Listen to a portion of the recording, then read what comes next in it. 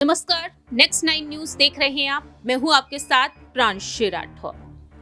राजस्थान से अब मध्य प्रदेश की तरफ रुख कर चुके हैं सचिन पायलट। जी हाँ, एक वक्त राजस्थान में उप मुख्यमंत्री के पद पर रहे सचिन पायलट, लेकिन अब वह छत्तीसगढ़ से प्रभारी हैं, तो वहीं कांग्रेस पार्टी में महासचिव के पद पर भी हैं। ऐसे में देखा जा रहा है कि सचिन पायलट चुनावी प्रचार भी जोरों शोरों से कर रहे हैं और अब वह मुश्किलें बढ़ाते हुए नजर आ रहे हैं भारतीय जनता पार्टी की मध्य प्रदेश में भी। दरअसल आपको बता दें कि 7 मई को लोकसभा चुनाव के तीसरे चरण के लिए मतदान होने जा रहे हैं और ऐसे में मध्य प्रदेश की 9 लोकसभा सीटों पर भी वोटिंग होगी इस तीसरे चरण में।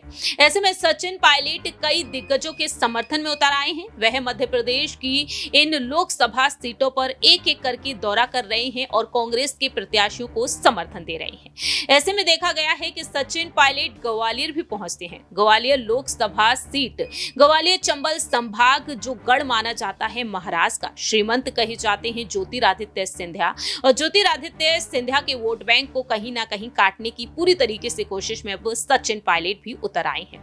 जी हाँ, आपको जानकारी दे दें कि सचिन पायलट हाल ही में ग्वालियर पहुंचे, तो वहीं इससे पहले वह राजगढ़ भी पहुंचे। ग्वालियर लोकसभा क्षेत्र में वह पहुंचते हैं डबरा, और जहां पर कांग्रेस के प्रत्याशी को वह समर्थन देते हुए नजर आए हैं। सबसे पहले यहां पर सचिन पायलट का एक भाषण आपको सुना देते हैं जब वह राजगढ़ पहुंचे, और राजगढ़ से प्रत्याशी हैं कांग्रेस की तरफ से पूर्व मुख्यमंत्री दिग्विजय सिंह। सुनिए जरा सचिन पायलट ने क्या कुछ कहा। चुनाव जीत रहे हैं, कृपया करके इस भवन में अपनी आहुति डालो और 36,000 में कम से कम जीत होनी चाहिए दिग्विजय सिंह जी की। ये निवेदन आपसे करने के लिए आया। सोनिया गांधी जी ने, पूरे गांधी परिवार ने, खड़गे साहब ने जब दिग्विजय सिंह जी को बोला, तो वैसे भी सांसद है राज्यसभा के, लेकिन आप लोगों का मान सम्मान रखने के लिए, संसद में आपकी बात को बुलंद करने के लिए आप सब लोगों के बीच में आए। जैसा खुद कह रहे थे, आपके भरोसे पर चुनाव लड़ रहे हैं और पूरी बीजेपी की ताकत, सारे मंत्री, मुख्यमंत्री, प्रधानमंत्री सब टूट के पड़े यहाँ पर, ये देखने के लिए कि हम भी देखते हैं राजा चुनाव कैसे जीतेगा। अरे चुनाव जीतेंगे, डंडे की चोट पे जीतेंगे और बहुमत से जीतेंगे। आपने 2 बार जिनको वोट दिए उनका भी काम आपने देखा, और 4-5 दशक से खून पसीना मेहनत कर कर इस क्षेत्र का, जिले का तो नाम रोशन किया है। आज उस मजदूरी की दिहाड़ी देने का समय है। भूल जाओ जाति, बिरादरी, धर्म, ये सब बातें भूलकर कांग्रेस पार्टी सबका परिवार है। 140 साल पुरानी पार्टी है। मैं तो विशेष रूप से, मैं कल छत्तीसगढ़ में था, आज मैं वोट मांगने आपसे आया हूं। कोई साधारण प्रत्याशी नहीं है, आपके अपने हैं, आपके माननीय हैं, और मुझे खुशी होती है बोलते हुए। इतना लंबा राजनीतिक जीवन रहा, प्रदेश अध्यक्ष, सांसद, विधायक, मंत्री, मुख्यमंत्री सब पदों पर रहे, लेकिन मुझे फख्र है इस बात का कि इनके दामन पर कोई छींटा नहीं है, कोई कीचड़ नहीं है। ऐसे कितने लोग हैं राजनीति में जो दबंगी से बात को बोलते हैं और हर चुनौती का मुकाबला करते हैं। आप सब सौभाग्यशाली हो। मेरा निवेदन स्वीकार करो। 7 तारीख को पंजा छाप अपनी पुरानी पहचान है, इस पर बटन दबाकर दिग्विजय सिंह जी को संसद में भेजो। लोकसभा में जाएंगे और जो बदलाव पूरे देश में हो रहा है उसके भागीदार आपको बनना है। ये लोग पहले बोलते थे 300 पार, 400 पार, 500 पार, अभी सब चुप हो गए, अब कुछ नहीं बोल रहे। तो सही कह रहे हो। अब वो समझ गए कि हमारी जमीन खिसक रही है, और 10 साल का पूरा समय दिया। आप लोगों को देखना पड़ेगा, तुलना करनी पड़ेगी। शिक्षा का अधिकार, सूचना का अधिकार, खाद्य सुरक्षा का अधिकार, रोजगार का अधिकार, वो सारे काम हमारी सरकार ने किए। और ये लोग, मैंने कहा ना, अब ऐसी ऐसी बातें बोल रहे हैं कि कांग्रेस पार्टी आ गई तो पाकिस्तान में पटाखे जलेंगे, कांग्रेस पार्टी जीत गई तो आपका घर छीन लेंगे। मतलब लोगों को डरा रहे हैं और सफेद झूठ बोल रहे हैं। हमारा घोषणा पत्र छपा हुआ है, स्याही में लिखा है, किसान को एमएसपी पे कानून बनेगा, गरीब परिवार को ₹1,00,000 मिलेगा, 30 लाख पद भरे जाएंगे, दिहाड़ी मिलेगा कि 400 रुपए होगी। अरे गरीब की जेब में पैसा जाएगा तो राहत इस देश में मिलेगी। इस सबको संभव करने के लिए हम सब सामूहिक रूप से आपसे निवेदन करने के लिए आए हैं कि दिग्विजय सिंह जी को आपने लंबा आशीर्वाद दिया है, उनके पूरे परिवार को दिया, इनको दिया, कि ना जैसा वो खुद कह रहे बाकी लोग कह रहे हैं, इस उम्र में आखिरी बार चुनाव लोकसभा का लड़ रहे हैं। आप सबसे कहना चाहता हूं, एक एक वोट इनके 40, 45, 50 साल के परिश्रम, लगन, त्याग, तपस्या को देनी है। एक एक वोट पंजा छाप और लगानी है। 4 जून को जब मतगणना होगी तो सबसे ज्यादा वोटों से पूरे प्रदेश में अगर वो जीतेगा तो दिग्विजय सिंह जी को जीतना चाहिए। और ये दिग्विजय सिंह जी, मैंने कहा ना आपको, बहुत जिद्दी है, लेकिन मैं भी भतीजा जिद्दी कम नहीं हूं इससे, मैं भी ऐसे मारूंगा नहीं। आपने प्रीमत की नैया पानी लगाई, लेकिन दिग्विजय सिंह को जिताना पड़ेगा भारी बहुमत से। दोनों हाथ खड़े कर मुझे आश्वासन देकर जाओ कि भारी बहुमत से जीतेंगे और लाखों वोट से जीते संसद में जाएंगे। बहुत बहुत धन्यवाद। भगवान आपको खुश रखे, हमेशा फलो फूलो आगे बढ़ो और आपका आशीर्वाद हमें बना रहे। बहुत बहुत धन्यवाद। जय हिंद, राम राम साहब। हमें आपको देश में कौन सेवा देगा 5 साल, इस बात का निर्णय करना है। और आपने देखा 10 साल से जो सरकार दिल्ली में है, उस सरकार ने जिन बातों को बोलकर सत्ता हासिल करी थी, महंगाई की, किसानी की, बेरोजगारी की, काले धन की, भ्रष्टाचार की, उन सब बातों को भूलकर अब एक ऐसा माहौल बना दिया जहां निर्वाचित मुख्यमंत्रियों को जेल में डाल रहे हैं।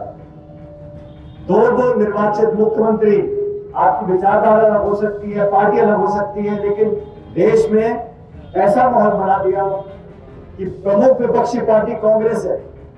कांग्रेस पार्टी के बैंक के खाते अपने सीज कर दिए, मुख्यमंत्री को जेल में डाल दिया। चंडीगढ़ में महापौर का चुनाव हो रहा था, आप सबने देखा होगा, निर्वाचन अधिकारी खुद बैठ के वोटों को खराब कर रहा है। संवैधानिक संस्थाओं को लगातार चुनौती मिल रही है। देश में भय का माहौल बना रखा है। प्रतिशोध की भावना से, बदले की भावना से विपक्ष को टारगेट किया जा रहा है। सरकार की पूरी ताकत लगी हुई है विपक्ष के नेताओं की आवाज को खत्म करने के लिए। 147 सांसदों को एक दिन में निलंबित कर दिया और फिर कानून पारित किए जा रहे हैं। आपने कहा किसान की आमदनी दोगुनी हो जाएगी, आपने कहा काला विदेश से लेकर आएंगे, आपने कहा घुसपैठियों को बाहर भगा देंगे। मैं चुनौती देता हूं केंद्र सरकार को, इन 10 सालों में आपने किस मोर्चे पर काम किया? आपने भाषण दिए, टेलीविजन में विज्ञापन दिए, अखबार में फोटो छपवाई, लचीली लचीली बातें बोलकर लोगों का मन जीतने की कोशिश करी, लेकिन धरातल पर आप हर मोर्चे पर नाकामयाब रहे हो। और मुझे खुशी है, कांग्रेस पार्टी ने जो घोषणा पत्र बनाया है उसमें हमने वादा किया है, इस देश में जो सबसे गरीब परिवार है, प्रत्येक परिवार की जो प्रमुख महिला होगी, उसके खाते में प्रति वर्ष 1 लाख रुपया हम लोग देंगे इस महंगाई से मुकाबला करने के लिए। ये छोटी बात नहीं है। प्रति माह 8,333 रुपया उस महिला के खाते में जाएगा जो देश में सबसे गरीब परिवार है। हमने वादा किया है किसान को न्याय दिलाने के लिए। ये झूठ बोलते थे, किसान की बात करते थे, किसान का दर्द समझने वाला वो दिल्ली में बैठा ही नहीं है। ये जो शासन कर रहे हैं इनको कोई लेना देना नहीं है, ना किसान से, ना खाद से, ना बीज से, ना बिजली से, ना पानी से। इनको सिर्फ बात करनी है हिंदू की, मुसलमान की, मंदिर की, मस्जिद की। और नए नए भाषण अब कह रहे कांग्रेस का राज आ गया तो बहनों के मंगलसूत्र छीनकर औरों को दे देंगे। कांग्रेस का राज आ गया तो घर में अगर 2 भैंस है तो 1 भैंस छीन लेंगे आपकी। मुझे समझ नहीं आ रहा, कांग्रेस को 55 साल जनता ने सेवा का मौका दिया। इन 55 सालों में कांग्रेस ने क्या क्या नहीं दिया? राजीव गांधी जी ने अधिकार दिया, संविधान में संशोधन किया, पंचायत से लेकर प्रमुख और सांसद तक हर जगह आज हमारा SC, ST, OBC वर्ग के लोग जो काम कर रहे हैं, चुनकर चुनाव जाते हैं। महिलाओं को आरक्षण दिया 50% का, खेती करने वाले को जमीन का अधिकार इंदिरा गांधी जी ने दिया। सोनिया जी की वजह से आज देश में नरेगा का कानून है। अरे हमने तो दिया है, जनता को दिया है।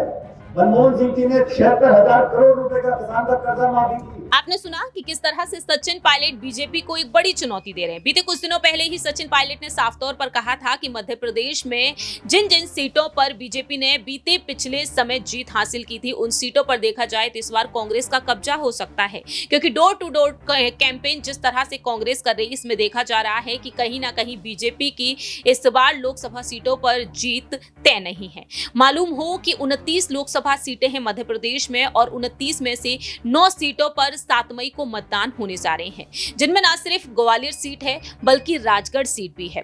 इसके अलावा यहां पर भिंड है, भोपाल है और गुना सीट भी है, जहां से ज्योतिरादित्य सिंधिया चुनाव लड़ रहे हैं। लेकिन बीजेपी में मौजूदा समय में यहां से सांसद हैं केपी यादव, यानी कि कृष्ण पाल सिंह यादव। तो वहीं ग्वालियर में विवेक नारायण सैजवलकर सांसद हैं बीजेपी की तरफ से। और ऐसे में देखा जाए तो अब यहां पर सचिन पायलट भी पहुंचे हैं, हुंकार भरते हुए नजर आए हैं। इसके अलावा यहां पर मुरैना सीट है, सागर है, विदिशा है, बैतूल है और विदिशा से चुनाव लड़ रहे हैं शिवराज सिंह चौहान। अब ऐसे में यही देखने वाली बात होगी कि सचिन पायलट बीजेपी के इन तमाम नेताओं को चुनौती देने में सफल हो पाएंगे या फिर नहीं। फिलहाल देखा जाए तो सचिन पायलट ने सोशल मीडिया पर तमाम पोस्ट भी साझा किए हैं। राजगढ़ के लिए उन्होंने लिखा कि घर घर तक पहुंच रहा न्याय का संदेश, कांग्रेस के पक्ष में मतदान करेगा मध्य प्रदेश।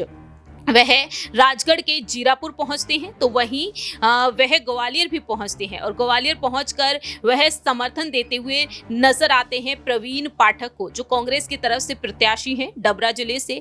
अब देखने वाली बात यह होगी कि लोकसभा सीट जो है ग्वालियर सीट, इस सीट पर सेंधमारी की पूरी तरीके से कोशिश की गई थी। मल्लिकार्जुन खड़गे ने विधानसभा चुनाव से पहले 6 महीने पहले ही अपने प्रत्याशियों को मैदान में उतार दिया था, जिससे कि यहां पर पार्टी को मजबूत बनाया जा सके।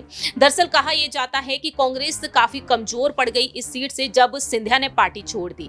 2019 में जिस तरह से सिंधिया फैसले लेते हुए नजर आए और जाकर देखा कि 2020 में किस तरीके से यहां पर बाजी ही पलट गई और सिंधिया के चले जाने के बाद देखा गया है कि इस पार्टी में किस तरह से कमजोरी देखने को मिली ग्वालियर लोकसभा सीट पर।